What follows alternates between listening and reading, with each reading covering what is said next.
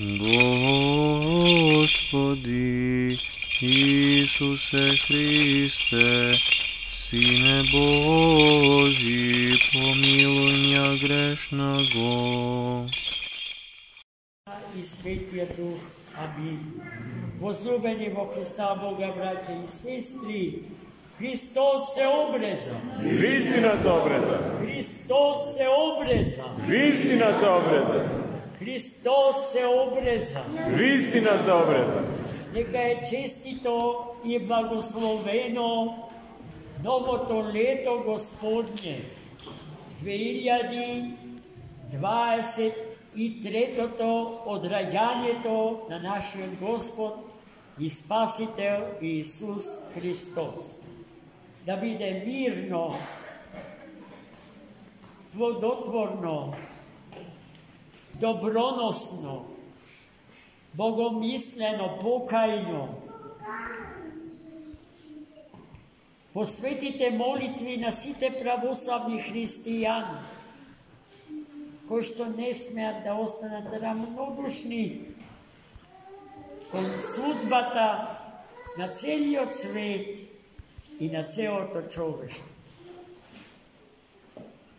Денеска, највозлюбени во Христа Бога, браќа и сестри,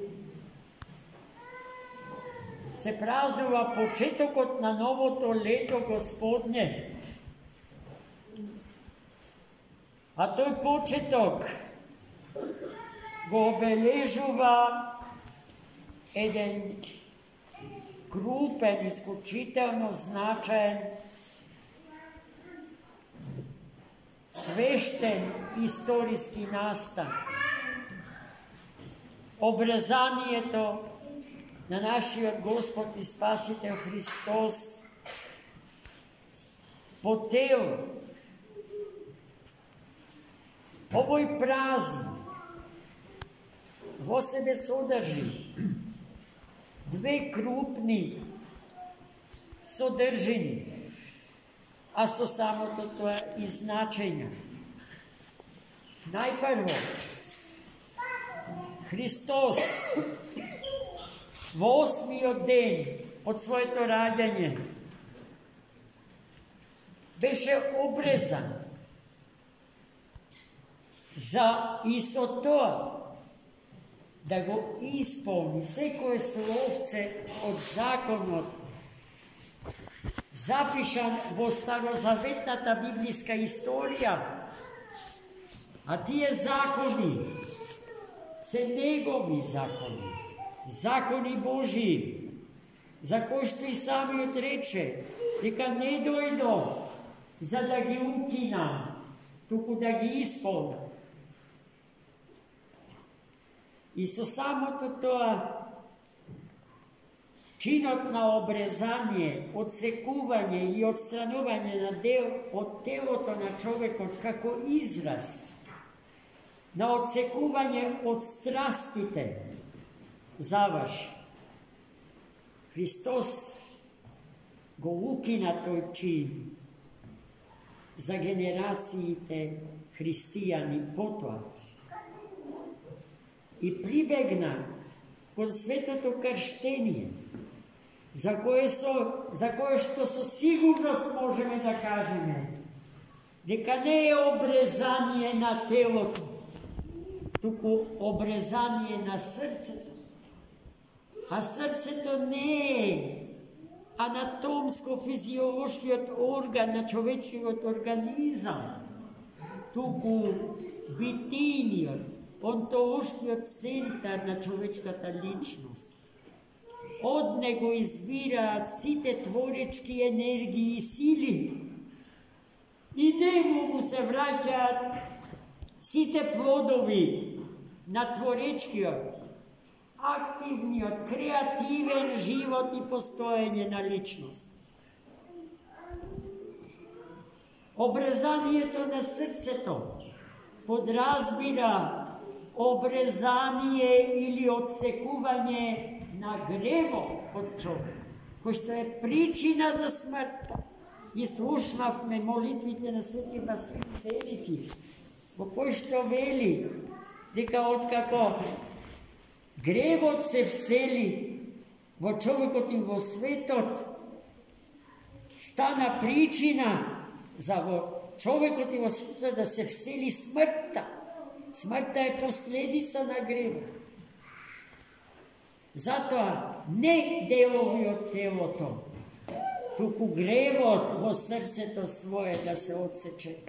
Тоа е правата работа што секој од нас треба да ја постигне во својот христијански живот. И тоа обрезание на срцето се одразува врз секупниот живот на човекот. Го менува и го преобразува како личност. Померата од растот на височината Христова, а Христос во човекот е наша апсолутна мера, наша алфа и наша омега. И сите други букви од алфавитот во нашиот и за нашиот живот. Потоа, постои уште една причина поради која што Христос прибегна кон обрезание на телото. А таа причина беа ересите што потоа се појавија од типот на монофизичките ереси, кои што ја спореа човечката, односно телесната природа на Христа Господ. Таков беше Арија и неговата ерес, која што со векови ја потресуваше Светата Црква Христа. Зошто Христос прибегна кон обрезание?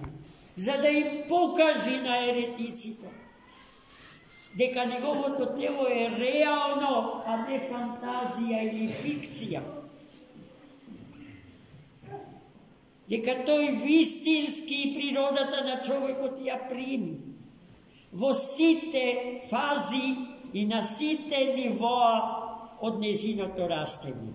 Од зачатие во утробата на Пресветата Дева и мајка негова Марија, до погребението, односно смртта и воскресението. Христос воскресна целиот тој. И неговата, воскресна целиот човек во Христа Господ. И телото негово, и душата негова. А не само дел од човекот. И со тоа ни даде до знаење дека и нашето воскресение ќе се случи на ист начин. Целиот јас треба да воскреснам.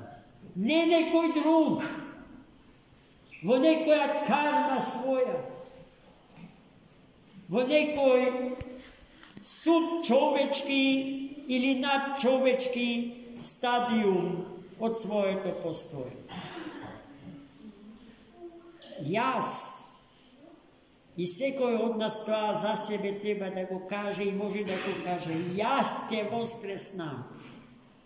И со телото мое, и со душата моја, и со Духот Божи во мене. Зашто нема човек, браќи и сестри, кој што би бил сведен само на една од природите што ги носи во себе. Човек само со тело без душа не постои. Ниту постои човек само со душа без тело. Телото и душата вкупје, ставени во органска и нераскинлива врска, го прават човека човек. И во идниот век тој човек ќе воскресне. Обрезан од гревот и од смрт. Зошто од гревот и од смртта? Затоа што гревот и смртта се противприродни. Тие не и припаѓаат на природата на човекот. И токму затоа, ако ги имаме ги имаме за да не изедат од нас. На памет ни паѓа една мудра мисла на еден добар богослов на црквата, наш современик.